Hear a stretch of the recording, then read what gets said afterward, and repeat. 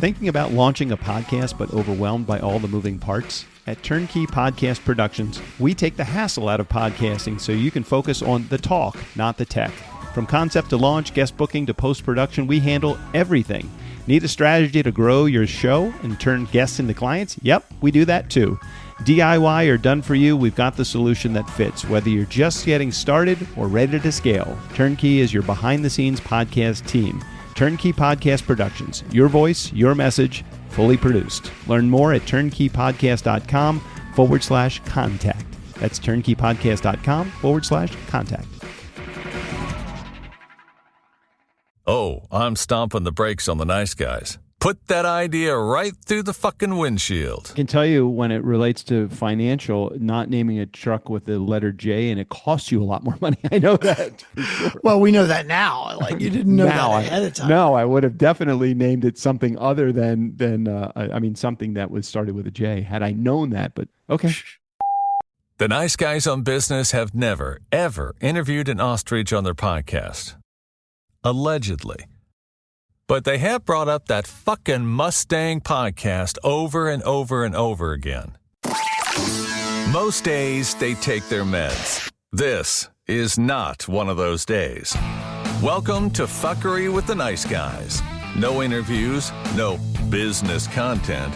Just your two favorite slack-jawed mouth breathers ranting about whatever. Now, strap yourselves in for Nice Guys Fuckery with the kings of fuckery, Doug Sandler and Strickland Bonner. And not that any of our team are actually gonna show up, but did you tell them also we moved it up an hour? Yes, after you sent that email out, I reminded everybody we're canceling the team meeting today in lieu of that because we're going to record, and tomorrow is Thanksgiving.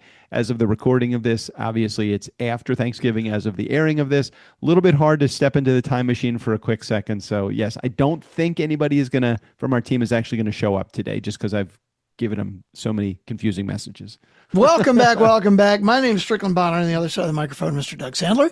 Hey. So what we're talking about is we're recording a little early today because we are, of course, the day before Thanksgiving today. We don't want to record on Thanksgiving. The episode's coming out the day after Thanksgiving.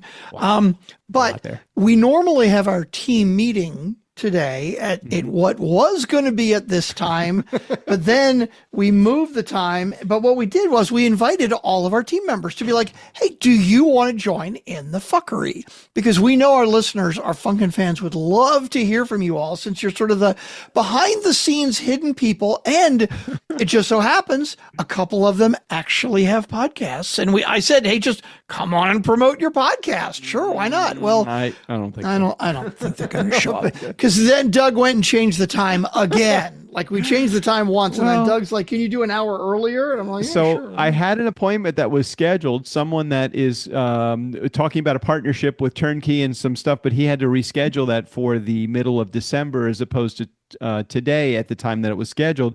And so, and right now, two of my trucks are going to be out of the mechanics garage today. So I wanted to see if I can maybe Allegedly will be out, or they actually will be out? See, I was there this morning for about an hour just seeing what still needed to be done. And I'm the guy that basically mops up the place when oil falls on the ground and all that other stuff, because I'm trying to pay off my bill ahead of time, which I can only imagine how much these fucking bills are going to be for these trucks. So I'm like, hey, do you need anybody to organize your nuts and bolts or anything like that? Because I don't know how to do anything. I mean, I can do stuff, but I'm not at the mechanics level. Mm-hmm. So he's always feeling sorry for me. So he's inviting me over there to help him with stuff. And both of these trucks, basically new engines, new transmissions, but basically they're both feel like they're brand new. But every time we're just about ready to pull the trigger to pull it out of there, one more small thing. Like today, the alternator went up on Minty Fresh. It was the only thing under that hood that hasn't been replaced. So figured that would go up. And then in the other one, the fuel pump went up this morning as they were starting it. So those are very minor things. It's probably $50 in parts between the fuel pump and maybe another $100 for the alternator. Mm-hmm. So I'm figuring that today is going to be today. And he said, these are going to be leaving my shop today. I need them out of my shop. I think And which year is each of these? My Minty Fresh is a 1967 F250, and Kermit the Beast is a 1973 F350. So 67 and 73. Wow. Very old vehicles. Just about done. Yeah. Just about done. Yeah. Now, Okay, well, that's exciting. They'll be sitting on the curb in front of my house for quite some time until I can pay the bank back. So instead of annoying your mechanic, they'll be annoying your neighbors now. Okay. Yeah, my neighbors have been very, very, very kind. So I must say that I don't think that my neighbors are going to be any issue. The trucks are very quiet, so it shouldn't be causing any trouble. Well, when they don't run, they don't make any noise, right? That is very true. Very true. How much noise does an inoperative truck actually make? The other question is, do I register them as non-operable, or do I well, Minty Fresh will be operable, but the other one hasn't been registered since 2009. Oh, geez. Wow. So the moment that I register it, it is back in there. It's not even in their motor vehicle system here in California. So the moment that I register it, I then have to start paying registration and insurance on both of those. So that is the question. How do I sell a car that is not registered nor insured? And if you're with the state of California, I will deny ever saying that. I don't live in California, actually. I will claim that I still live in Maryland, which is one of my maybe future things to do is to get that off of my, Fast Forward is in Maryland.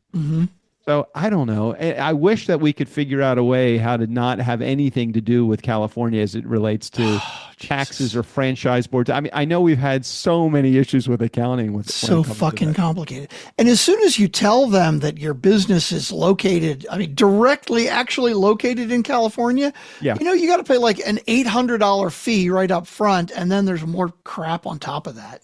And Texas is the world's most friendly state when it comes to owning a business. It's like, oh yeah, thanks. Yeah, we got you checked off here. I'll see you guys later. Right. That's basically it. The only question they ask is, do you have a cowboy hat? That is the only thing you need to know. I had to buy one when I moved into the state. Yeah, exactly. Oh my gosh. Yes, that is that. And you have to make a trip to Buc-ee's. And I must tell you that I'm down to my last bag of Buc-ee's treats here. It's funny. I was actually just at Buc-ee's the other day, and I could have picked something up for you. I didn't think about it. Actually. Would you like more, or would you prefer not to have the temptation?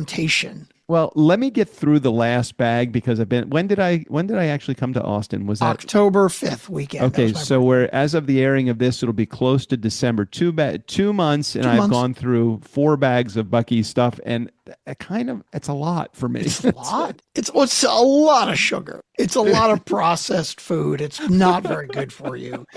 So yeah, JJ is not happy whenever I have a Buc-ee's bag. It's right in my closet, right to the left of me. And I took it out because I don't know. Have you ever had the spicy Chex Mix?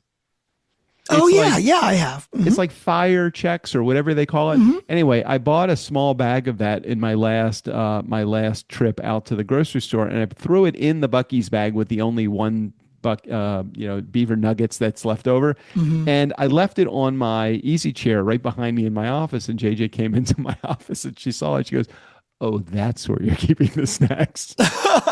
See, I don't keep them in the pantry because number one, she won't eat them. But the second thing is she'll be all over me because of the horrible health hazards that the right. You can't even be adjacent to something that processed because it'll mess up the No, definitely not. So now, go ahead. You had an exciting weekend this past weekend. I did not. Have I not shared? I can't remember. Did we not? We talked about the DJ job coming up, but we haven't talked about the DJ job itself, have we? No, I want to hear the details. All right, where do I begin? Where do I begin? It was at a ridiculously expensive country club in Santa Barbara, right? Well, just south of Santa Barbara, there's Oprah's town. It's called Montecito. Okay. And there is one country club in the town, or they just call it a club. They don't call it Old School Country Club. That's East Coast. It's just a club. It's just a club. It's a golf club that has a whole bunch of different things. And if you could maybe chat GPT, what is the yearly membership for the Montecito Club? I'm really, really curious what that is. Anyway, so they hired me to do the dinner music and then the post post band wrap up, like let's call it the after party. Okay. And so my beginning time for dinner music was 5 p.m. So I would say I got there around 2 o'clock, just because, look, I haven't done a job in a really long time. I didn't know what the setup was going to be like. I knew I was going to be plugging into the band equipment, and I knew they had to sound check. And I wanted all of that stuff, all of my part, to be taken care of before any of that went down. So got there super early. And the plan was for me to plug into the band equipment, and then for me to play my own equipment for music and plug into the band equipment for the after party. The problem was, the first problem was, I was on let's call it a catwalk. It was like a balcony overlooking both the dinner side and then the dance side, which were two separate rooms with a small hallway in between. Okay. So no elevator. So I had to walk all my equipment minus the speakers, which are the heaviest thing anyway. So all my equipment had to be upstairs. Now, if you were setting up for dinner and the after party, but you're playing to the dinner side first, what side of the catwalk would you set your equipment up so that you could kind of be in touch with your music? Wouldn't you be in touch, like over there on the dinner side, right? Sure. Okay. So I'm listening, but my speakers are tucked into the hallway underneath me. So when I'm playing my music, almost even at full blast, I still can't hear it from where I am. So you can't tell how loud you are. Okay. So I couldn't tell how loud I was. And so the first challenge was when people first started arriving, and now you have a room full of people. So it's different than if you had an empty room playing music, as opposed to when you have a room full of people talking and conversing and all that. Absolutely. So I was going up and down the stairs like a madman the entire evening for that dinner time, for those 2 hours that they were doing dinner and the other announcements and stuff. It was not easy. And when you're that far removed, there is no energy that you're pulling from the crowd. Even for dinner music, you just don't know, like, is this working right? Are people leaning in to have conversation? Are they, is this good music? So, and then there was some announcement that had to be made and some microphones that had to be passed. And I'm like, oh, I need a runner for the mic because I can't run up and down the stairs every time I need to do the microphone. So the band leader played the runner for me, which was super nice of her to volunteer to do that. So I would say that all in all, from a dinner perspective, everything was fine. Music was played exactly the stuff that they wanted. Volume level we adjusted because I kept coming up and down the stairs. All was good there. Then the band. Okay, any questions about that part of it? No, that all makes sense and is not surprising from a nose in the air club where all they care about is the way it looks.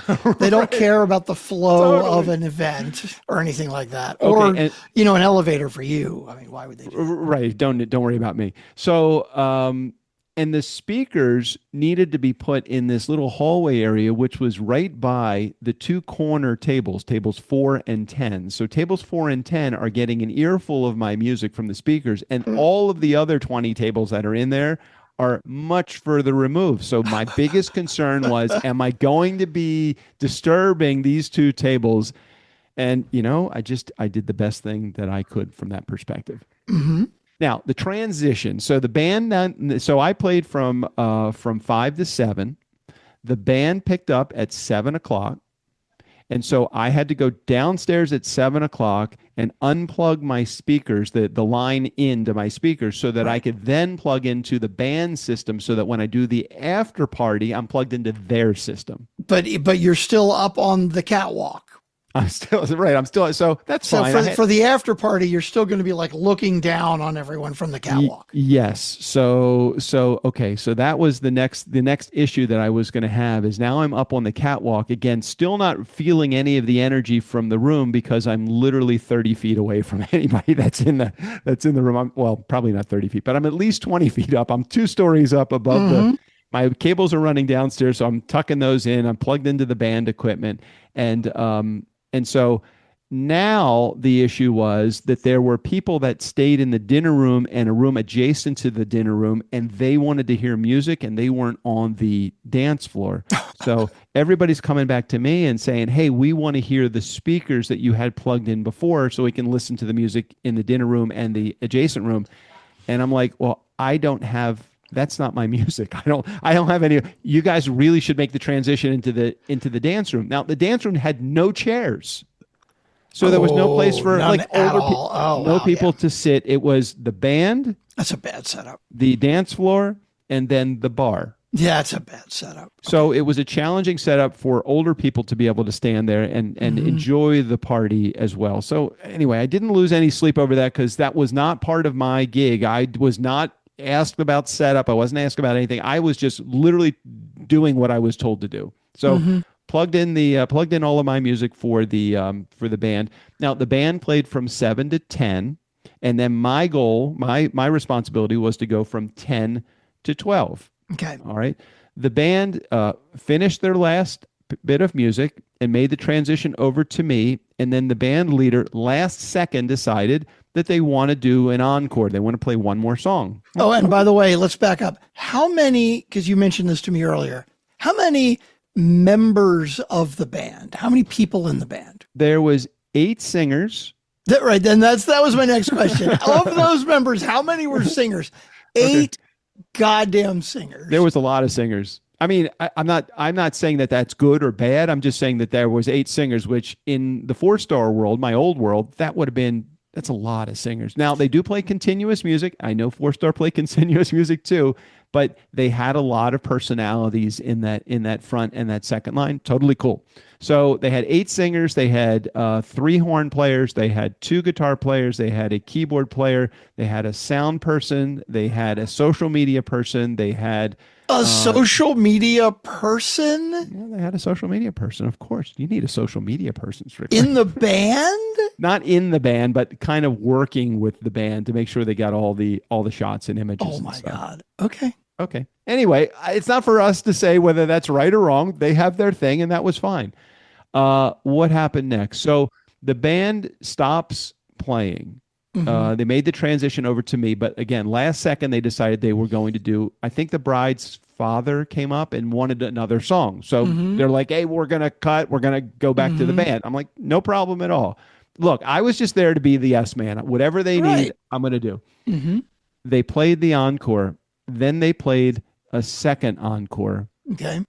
And then they played a third encore. The third encore was more of a, when you play like a Don't Stop Believin' or Lean on Me, where everybody's like arm in arm and swaying back and forth, you're basically going to kill the energy in the room that's dance energy. Right. You're going to get more of a kumbaya moment where everybody's feeling good. And at the end of that third encore, it's like, oh, it's going to be really hard to bring the crowd back from this. Okay, I'm on the catwalk. I'm playing through the band, and they made the transition.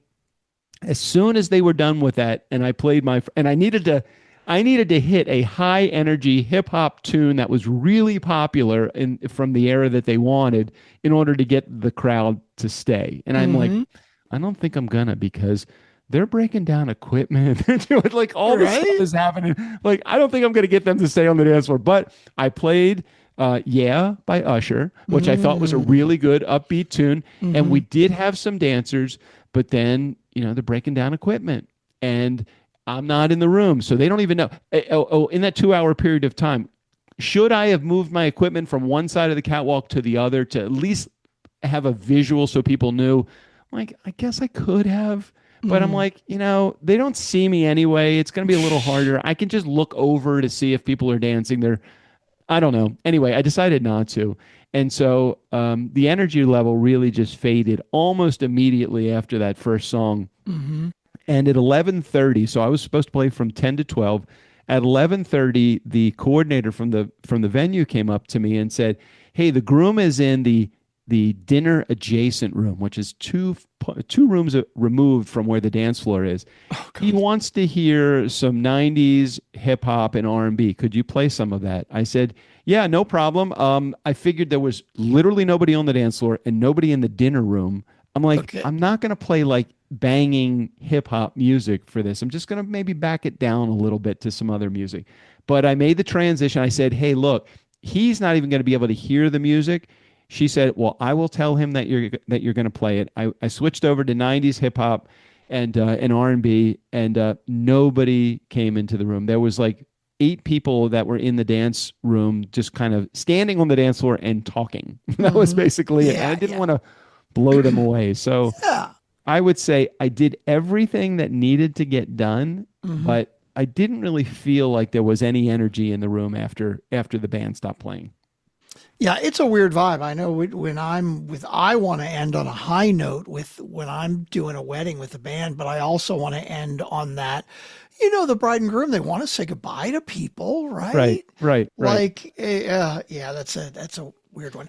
But I don't know. I guess if I felt like the plan was After the band and go into an after party as the band, I would structure my last songs differently. I wouldn't agree. play that ballady. Don't do the ballad. No, I would totally not. I'd be like, hey, we're done, but now here's the DJ. And you know what they could have partying. done also, which I really thought would have been a good way to do this, and I'm happy to, if I ever get hired again by them, because they might have thought I sucked. Look, I was really responsive. I was there super early. I did everything that they wanted. I played all the songs. I have my playlist from the night, and I have it on my computer if they need verification that I played all the tunes. So I did play. I mean, I downloaded probably $75 in music that I thought that they would want to hear based upon their playlist that I didn't have. So I went the nth to the nth degree. What I would have done was I would have probably situated the bar in a slightly different area and put my DJ setup on the exact opposite side of the dance floor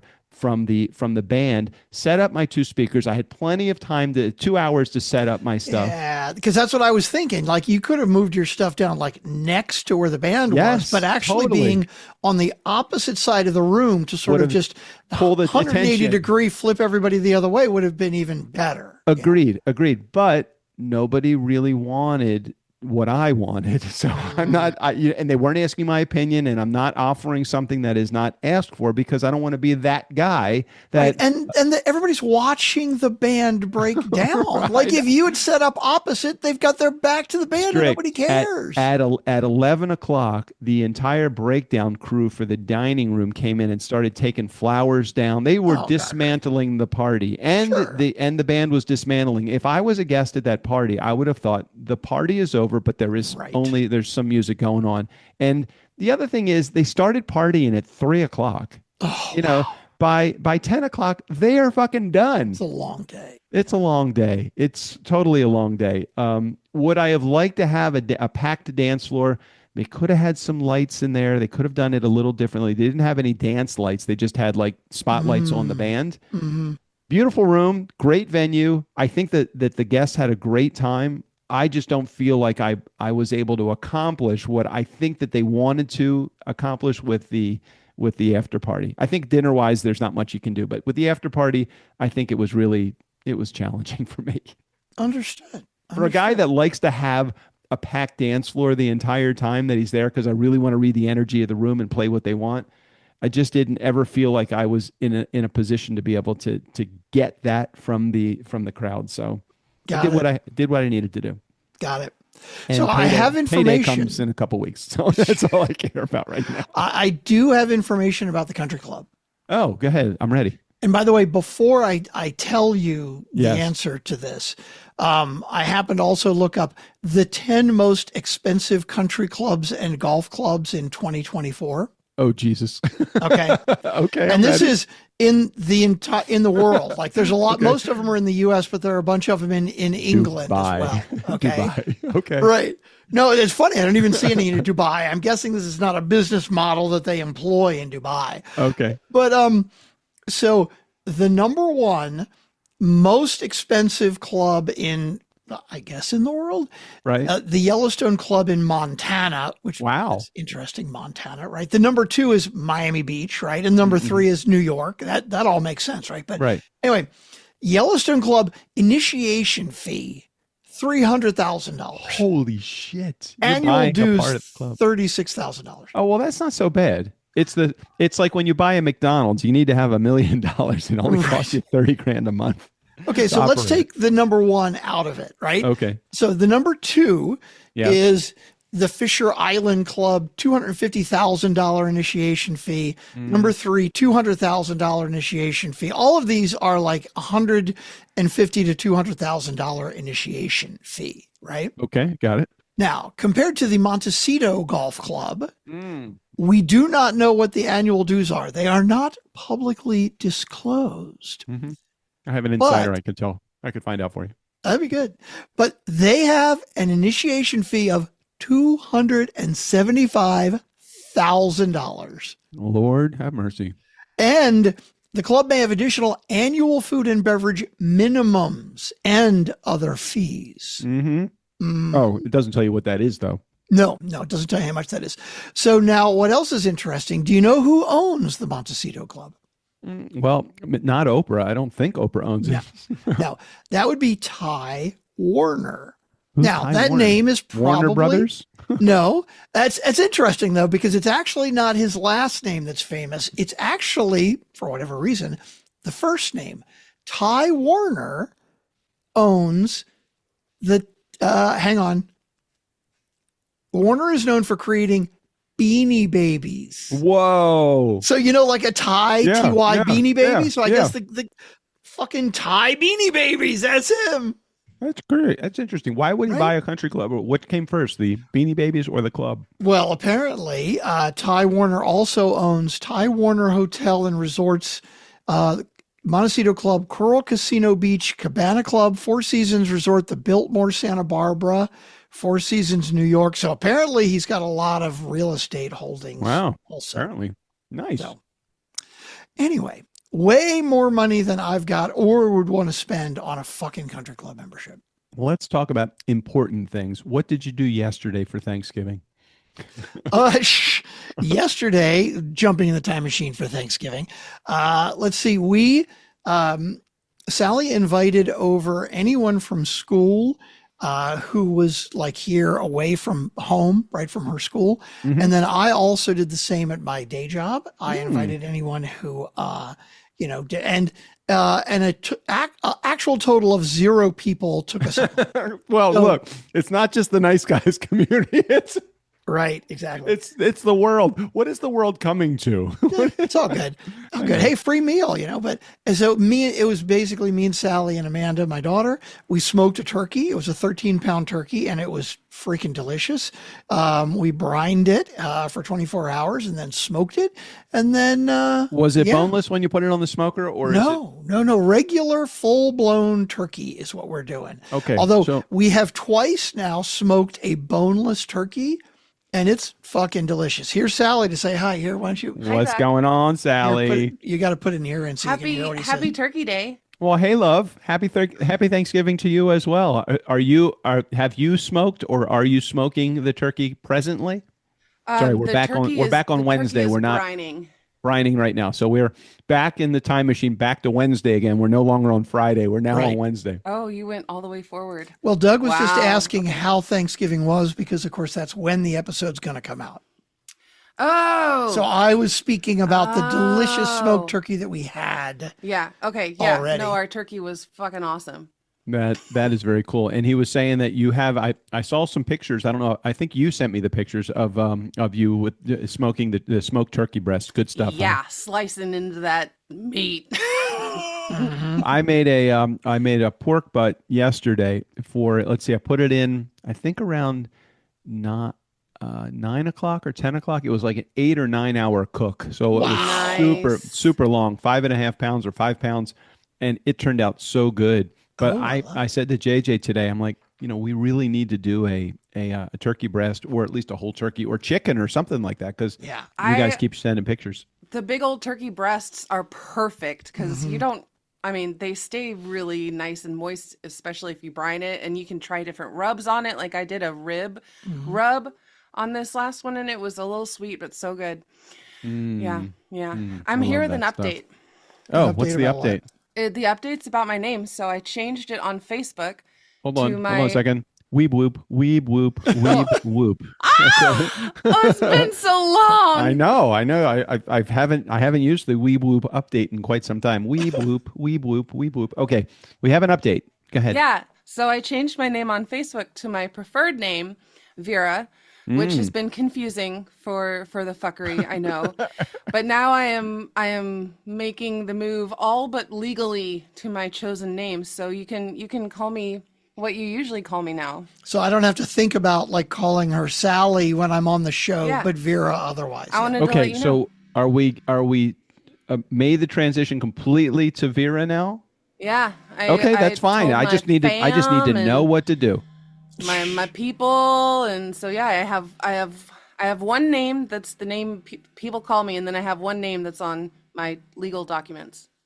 Okay, well, the legal document. So JJ is very similar. She has another name that is on her legal documents, and then she has JJ, and it's very challenging for her because when she goes on a trip somewhere where she has to take a passport, people Yeah. refer to her as her passport name, and she does not like that name to the point that she gets angry when somebody calls her that name. And I'm like, you can't get angry because it's what's on everything. So. Yeah. So it is one of those. I'm like, just legally change your name. Do what you need to do to change your name. And she's like, that's a lot of fucking work. It is. It's a lot of fucking work. And with this current administration, Yeah. you probably don't want to change your name, even for. Will they boot you out of the country or Even make you just go for back to personal a... reasons. Well, it's like if they're saying that you're not going to be able to get a passport if your legal name doesn't match your birth name, right? Or you won't be able to vote if it doesn't match Yeah, your birth they tried name. to do it with voting rights. If your name you use doesn't match your birth name, Well, like even if apparently- it's a legal name that you've changed it to. Apparently, we will not be needing to vote anymore. I think that's the next All right, thing. that's it. I'm out. Right. We don't have to talk about that. We haven't talked about politics in a very long time on the show, and I'm quite happy to say that. Yeah, because Yeah. it's such a fucking dumpster fire. It's not even worth it. I mean, who the hell knows what's happening? Very All true. right. Very Happy true. Thanksgiving, Doug. Happy Thanksgiving to you, Vera, and to your family as well. Bye. See you, babe. See ya. Okay. Nice. That was Yeah. good. Yeah, special I'm surprise excited. I'm guest getting hungry now thinking about my turkey tomorrow or that you've yesterday. had yesterday. Tomorrow. Today is tomorrow's yesterday or something. I got lots of leftovers today, I'm sure, though. Something like that. All right. What else is on your agenda to talk about? Because if nothing more, then I'm going to soon be going to my to collect my trucks. Well, my band rehearsals are going well. My new band. So tell me about that because I saw a photo, something about you. Yeah. Actually, you know what? Let's not even get into that yet because we don't even have a gig yet. But Okay. do you know what I'm doing this weekend? I'm sorry, next weekend, which means we'll have to change the recording date again. Let me think about this. Is it music related? It is music related. You're going to band camp. I'm going to rock and roll fantasy camp. Yeah. I'm not going to band camp like summer camp, like in Meatballs or whatever. American Pie, right? No, it's not like that. I'm going to rock and roll fantasy camp, but it's okay. It's a lot more expensive anyway. You've described this before, but for those that have not been listening, why don't you give somebody the 35,000 foot approach for what this looks like? So this is basically we have rock stars at fantasy camp who are going to teach us how to be rock stars, right? Well, you are a rock star in my brain, so that's It fine. is going to be Mark Farner from Grand Funk Railroad, Ooh, that's good. Felix Cavalieri from the Rascals, That's good. Jason Sheff from Chicago, Mm. and a Which couple one of of people. the 27 members of Chicago is he? Yeah, he was the second bass player who replaced Pete Cetera. Okay, all right, that's good. And members of Billy Joel's band. Yeah, I Liberty remember DeVito that. Yep. and Crystal Talafieri and the Billy Joel's keyboard player whose name I don't remember. And do you But- guys like pair off in threes, or how do you? So I don't know how many actual bands are going to be there because they have Yeah. multiple bands, but I've been put into a band that is so it's four other guys. It's a bass player, guitar player, drummer, and keyboard player. Now, the bass player, drummer, and guitar player have all been to fantasy camps like multiple times apparently. Wow. Okay. And I actually looked up the bass player. Yeah. This guy is worth like a couple $100 million. Oh, like- he's like he's he's a- just living the rock star lifestyle, but in yeah. He's not a rock star, but he's made his money in tech.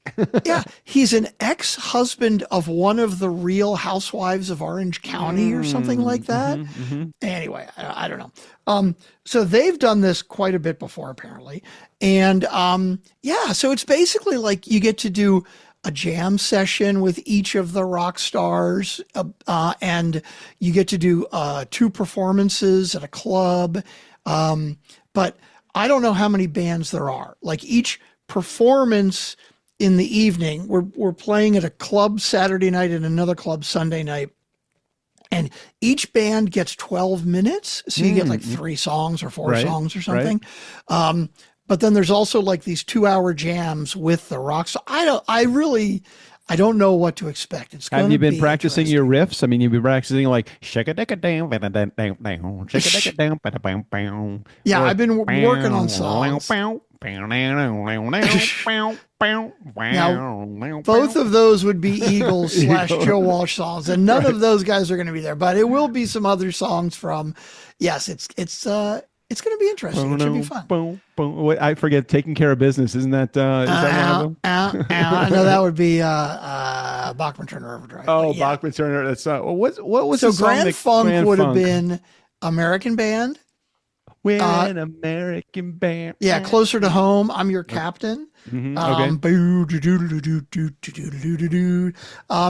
the Locomotion they had a hit with. They did the Little Eva cover tune. And Some Kind of Wonderful. That was a big hit of theirs. Oh, that's too. a good song. That's a good one. I won a lot of bar mitzvah dance contests with Some Kind of Wonderful. Oh, really? Yeah, I just remember. I always was the guy that won the dance contest and took home the 45s. You know, they gave away 45s as the prizes. Which important question? Which of your guitars are you taking with you? I'm taking the blonde Carvin with me because it's the most flexible. I've got a blonde Strat that is like a retro 70s Strat that I like, but the sound isn't as good. I really like my Carvin. I like the Carvin. Okay, and you're only taking one electric guitar. No, you're not planning on doing like any acoustic solos or anything. Nah, I'm not going to mess with any of that. Yeah. And are you going to sing in addition to playing the guitar? Oh yeah, and actually, it's funny. I'm glad you asked that because I applied to the camp as a singer, as a vocalist who also plays guitar.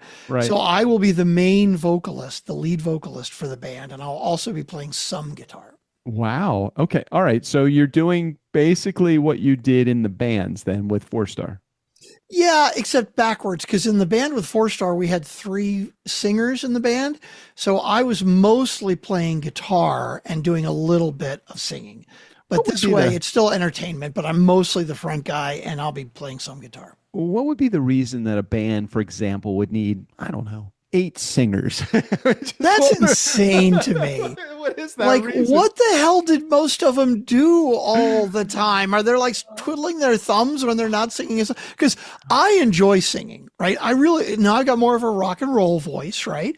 But in my band, in Black Tie, the wedding band, I would rarely sing lead, even if it was a song that I thought was good for my voice, because I'm like, my singers are twiddling their thumbs, right? They're singing backup, sure, but they're the stars of the show, and I don't want them sitting around doing nothing. Yeah, I think that everybody, at least that I can recall, everybody took an active role of singing lead for something. Like they had one guy that was there that was, he was like a Vegas singer. He was doing all the like Cool in the Gang black guy, really soulful voice, really, really talented. Like a Prince Havely type, it sounds. Yeah, exactly. Could sing everything from show tunes to Motown to whatever. And he did a really good job. So I thought that he was going to be like the shining star. And then there's this other guy that was really good with songs like Harry Connick Jr. style, Frank Sinatra style songs. And then there was a girl that was in the lead, young, probably in her early 20s, that could sing her ass off. I mean, she was really good. Those 3, I think, were predominantly the lead singers, but everybody else took a role. Even some of those backline singers came forward to sing lead for a few songs. So I don't. Interesting. It's just not what I grew up with. It's not the formula that I had learned from being a part of the agency in DC and watching these great bands. I mean, what was the typical count, minus having an additional horn section that some people could hire, what was the typical people count in a band that went? 6 to 8 band members, yeah. Total. So you got your drummer, you have a keyboard player, you probably have a lead guitar, you might have a bass player. And it's usually 2 or 3 singers. And sometimes there's a permanent horn or 2, yeah. Yeah, well, I guess 12 is their number here in California. That's crazy. I mean, K-pop bands don't even have 8 singers. That's ridiculous. I mean, maybe Earth, Wind, and Fire or Chicago, maybe. So. Yeah, but they don't, right? Like all the musicians sing backup to do the harmonies and stuff. Yeah. Tower of Power. I mean, I don't really know. I'm just thinking it was just a lot of people. It was a lot of people to be in there. I mean, I guess that's, another good way to be able to get your fees up there pretty high. I guess so. I don't know. So. I don't know. Charged by that. Anyway, are we ready for the voicemails? Oh, fuck. We have voicemails. No, I did not even remember that. Okay. Yeah. We have 3. One of them is very short. It looks like it might have just been a mistake. Okay. Well, we will see. Yeah. Let's get right to it. And but I know you got to get to your picking up your truck. You can bump that first one right up against it. I will not interrupt anybody on this one. I know it's not typical, but I feel like I'm giving something back today. I'm thankful for another year of Nice Guys. Yeah. Yeah. Okay. Let's give it a shot. I love how you're doing like the active editing as we are. Yeah. I don't want to have like, hey, you got to be places. I'm going to cut out all the blanks in between of things that are obviously like little errors and like. What an looks like. You know what an I do, looks like. 100%. I know what the ums and ahs look like, and it's like, yeah, we won't need that, and like the breath here, we don't need that. Let's just cut that out. And so it's gonna like this here. That's probably a mistake too. That's like, so Jared's going to be like, hey guys, it's Jared. Strickland really tightened up it's like the disclosure at the end of like a tobacco commercial or something like that, or a pharmaceutical company, and he's going to speed it up to 8x also. Exactly. Okay, all right, here we go. Oops. And then I got the wrong. Man, I was doing so good with all that. Here, let's try again. You see,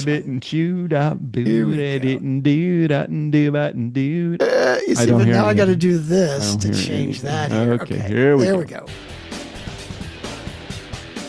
We got a voicemail from Jared. I said a voicemail from Jared. You know a voicemail from Jared.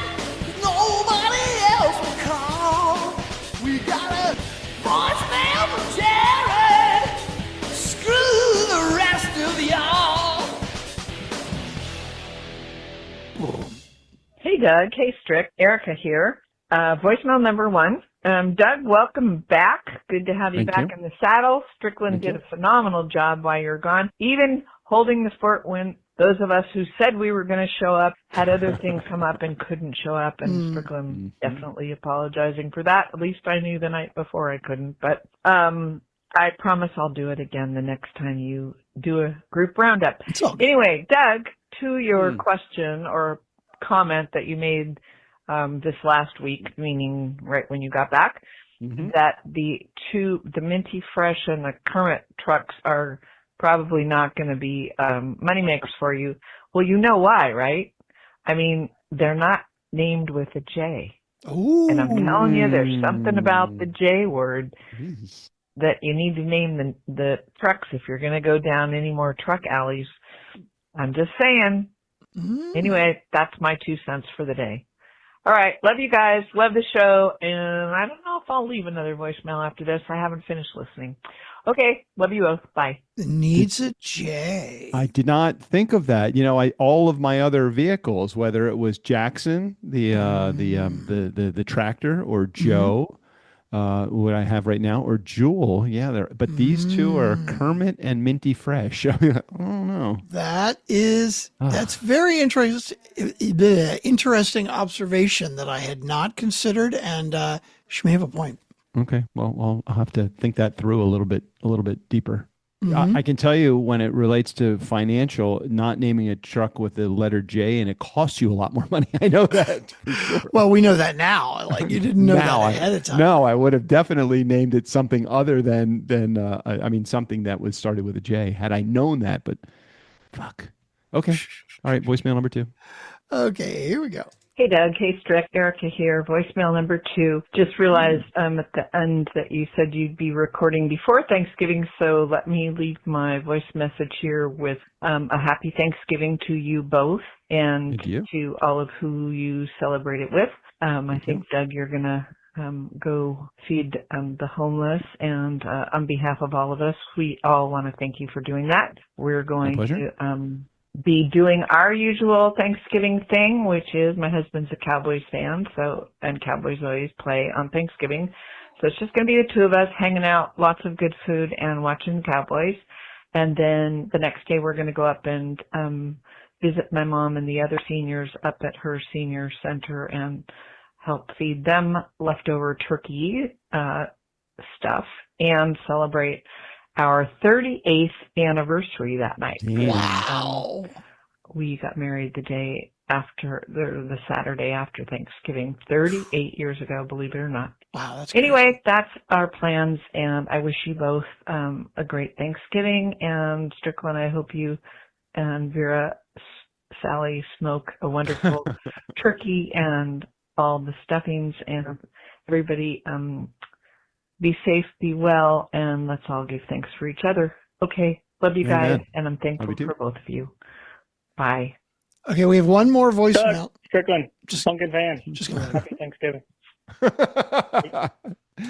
what I'm talking about. I thought it was like an error message, like maybe somebody got cut off, but that is quick and to the point. And even though he JD is didn't introduce always that himself, way. thank you, JD. We very much appreciate it. That is awesome. And and congratulations, Erica, 38 years of marriage to your loving husband. Had I stayed married to my first wife, it would be my 35th anniversary this this year. That's a lot. But of course, we know that did not work out. So much so I had to knock out a second one too in the process too. Anyhow, when are you actually when you're getting married? When? Christmas. That's right. And who is attending that in New Mexico? Amanda and my mom and her family, but that's it. That's just what I gonna thought. be I was casual. having a conversation with JJ today about that. I said, I think that Strickland's getting married in December, and I think that he is including his daughter, the rest of his family, his mom. And I think that's it. I don't, and of course Vera's family as well. But I did not remember exactly. And then you're doing a party in like May or something like that, right? Yeah, it might be July now, but it's going to be sometime in the fine. summer. We're trying to figure out when. Yeah. The question is going to be, though, more importantly, is it going to be before or after you and I go on whatever cruise that we're going to go on?